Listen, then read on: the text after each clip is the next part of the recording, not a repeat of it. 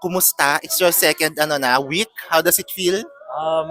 Di ko din ma-describe talaga yung feeling kasi parang it's all happening so fast. Parang masaya din talaga like everything that's happening, all the rehearsals day like leading up to yung opening night. Tapos ngayon we're already in our second week. So parang kakaiba pa rin yung feeling na kapag nag-perform ka and it's a live audience, di ka pwede magkamali talagang. It's exciting pa rin and yeah, I just love the rush of that. Nag-viral yung first night niyo when Sir Aga went on stage and hugged you. How does it feel?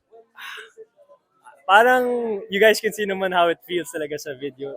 Super emotional talaga kasi yun nga, sinasabi ko naman to from the beginning of the promo ng Bagets, talagang full circle moment of, di lang para sa akin, pero para sa tatay ko din. Kasi kung isipin mo talaga 40 years ago, nung nagganap siya kay Adi, nung gumanap siya kay Adi, parang never niyang na-realize or never niyang parang na-imagine na ako magaganap as Adi sa Bagets the Musical. Kaya super full circle and yun nga, we spoke about it. Sobrang nakakatuwa talaga and he's just really proud of me talaga. And I'm just really happy na my family was there to support through and through all the way. So yun. Nakita namin yung growth mo sa stage.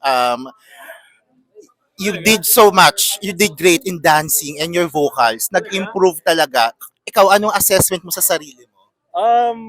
Para sa akin po, thank you naman for, if there's any good comments. I really appreciate it because I'm still learning talaga. Aminin ko talaga na I'm still trying to get better and better and improve. So, para sa akin, if I hear things like that, medyo nakakatawa talaga. It's very nice to hear. So, thank you po.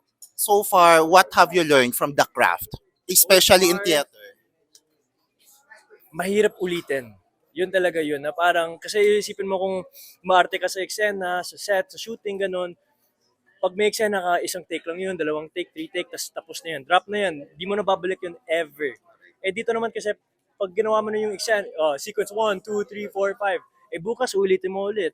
Tapos diba? Tapos the next week ulitin mo again. So parang that's the hardest part I think of theater is being able to replicate the feelings and the emotions na over and over.